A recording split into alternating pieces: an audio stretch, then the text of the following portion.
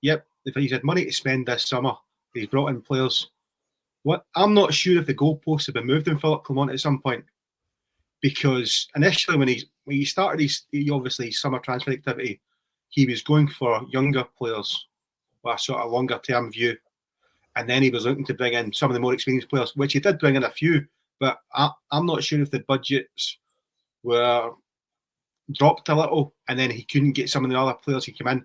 Only Philippe Clement and the board can tell us that, but there seemed to be some sort of movement somewhere across the summer where the budgets maybe were what the manager thought he had and what he was going to get, and what he ended up with were two different things. You know what I mean? But you're right. They had the. I mean, for me, there was a big gap between Celtic and Rangers last season on the field.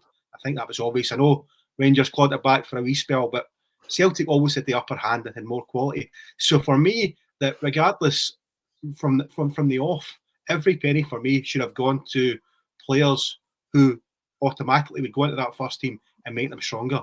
I don't think Rangers are in a position to look at projects long term. Everything has to go at making that first team stronger so they can hit the ground running. And everything should have gone to that. And I don't think it has.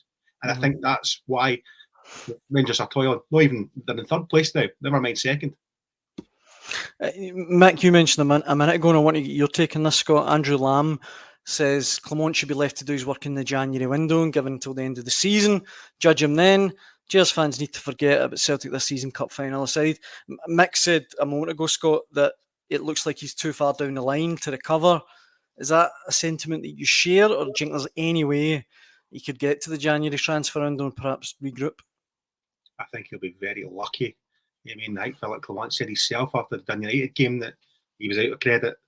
I think he's possibly in the red now, because I mean, it's just, I mean, you can see, I mean, that last caller there, he said that, give him to the January window. I mean, that's all well and good. If you see signs of progress and there's potential they can close the gap on Celtic, then fair enough. But it's not just Celtic.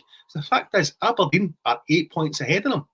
And as it stands, you wouldn't bet on them. Never mind catching Celtic. I don't think they will catch Aberdeen unless there's a real change in the team or manager. But as it stands, they'll be lucky if they'll finish third at best.